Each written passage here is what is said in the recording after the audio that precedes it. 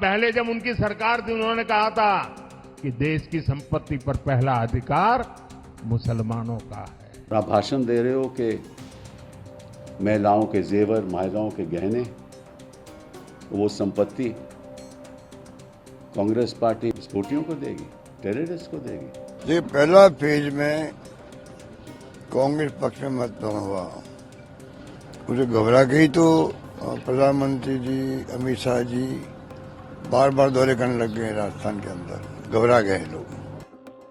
देश में इस समय चुनावी दौर जारी है। कई राज्यों में लोकसभा चुनाव के पहले चरण का मतदान हो चुका है।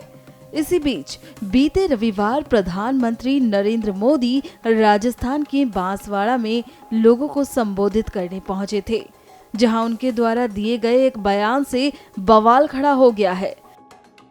पहले आप पीएम मोदी के इस भाषण को सुनिए।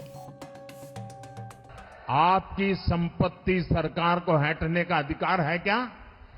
क्या आपकी संपत्ति को, आपने मेहनत करके कमाई हुई संपत्ति को सरकार को ऐंठने का अधिकार है क्या?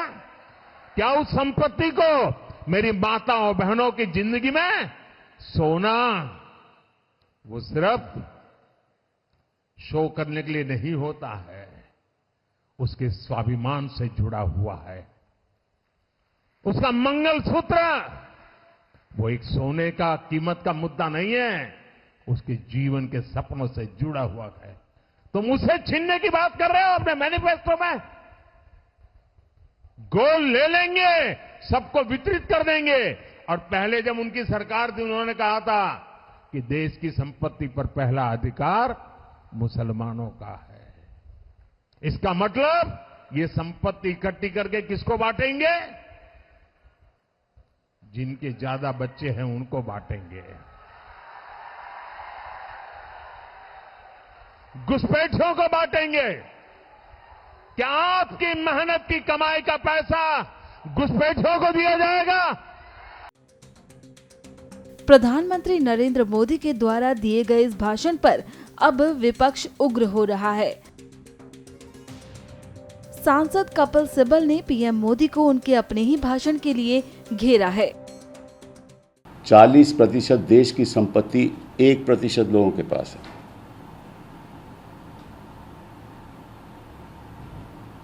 और आप भाषण दे रहे हो कि महिलाओं के जेवर, महिलाओं के गहने, वो संपत्ति कांग्रेस पार्टी विस्फोटियों को देगी, टेररिस्ट को देगी। क्या 20 करोड़ लोग इस देश के मायना नहीं रखते? उनकी आकांक्षाएं नहीं हैं।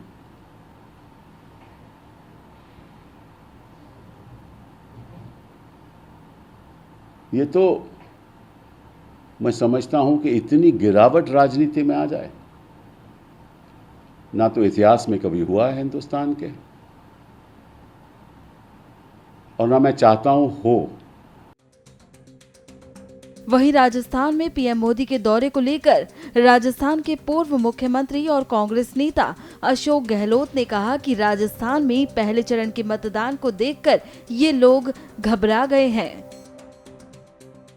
ये पहला फेज में कांग्रेस पक्ष में मतदान हुआ, उसे घबरा गई तो प्रधानमंत्री जी, अमित शाह जी बार बार दौरे करने लग गए राजस्थान के अंदर, घबरा गए लोग। तो आप समझ सकते हो कि कांग्रेस का माहौल राजस्थान में एक तरफा है, अच्छा माहौल है। और जो ये 400 पार की बातें करते थे, अब करना छोड़ देंगे। पहले फेज के बाद में जो इनके मुंह से निकलता था अगली बार 400 पार है, वो निकलना बंद हो जाएगा, ये मैं कह सकता हूँ। पीएम मोदी के बांसवाड़ा में दिए गए बयान पर कांग्रेस नेताओं ने प्रतिक्रिया देते हुए क्या कहा, सुनिए। प्रधानमंत्री जो कुछ कह रहे हैं, या तो वो बगैर सोचे समझे बोलते हैं, और या फिर वो जानबूझ के देश के अंदर नफरत फैलाते हैं। उन्होंने कहा है कि कांग्रेस का मैनिफेस्टो है, वो लोगों की जायदाद लेके मुसलमानों में बांट देगा, औरतों के जेवरात ले लेगा। मुझे ताज्जुब होता है, देश का प्रधानमंत्री ये ज़बान कैसे बोल सकता है। और अगर उनकी बात ये सच होती तो कांग्रेस 50 साल हुकूमत में रही है, सारी हिंदुओं की प्रॉपर्टी लेके अभी तक तो मुसलमानों में बढ़ गई होती।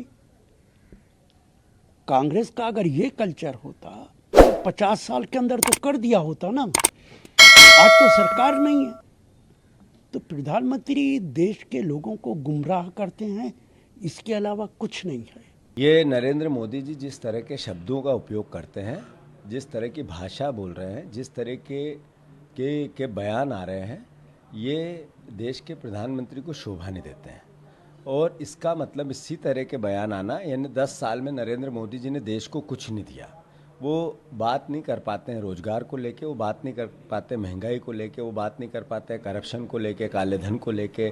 क्यों डॉलर 85 रुपया हो गया, देश को बताना पड़ेगा ना। क्या कारण है सबसे बड़ा बेरोजगार देश हो गया, बताना पड़ेगा देश को। क्या कारण है दुनिया के 25 देशों में जहाँ सबसे ज़्यादा महंगाई है वो भारत भी उसमें एक आ गया, देश को बताना पड़ेगा। देखिए, कांग्रेस पार्टी बराबरी में विश्वास रखती है। चाहे कोई व्यक्ति किसी भी धर्म से हो, किसी भी समुदाय से हो, किसी भी वर्ग से हो, हम सबको बराबरी का दर्जा देना चाहते हैं। और ये बहुत ही दुर्भाग्यपूर्ण बात है और एनडीए भाजपा की बौखलाहट दिखाती है कि जिस तरह के अनर्गल बयान प्रधानमंत्री की तरफ से आ रहे हैं। पहले चरण के मतदान के बाद एक चीज बहुत साफ हो गई है कि भाजपा दक्षिण में साफ है और उत्तर में हाफ है। ये 150 नहीं पार करते, 400 तो छोड़ दीजिए, 150 नहीं पार करते ये। और इसलिए जो इनके बयान आ रहे हैं वो बौखलाहट की निशानी है। बता दें कि लोकसभा चुनावों के पहले चरण का मतदान हो चुका है। दूसरे चरण के लिए 26 अप्रैल को वोट डाले जाएंगे।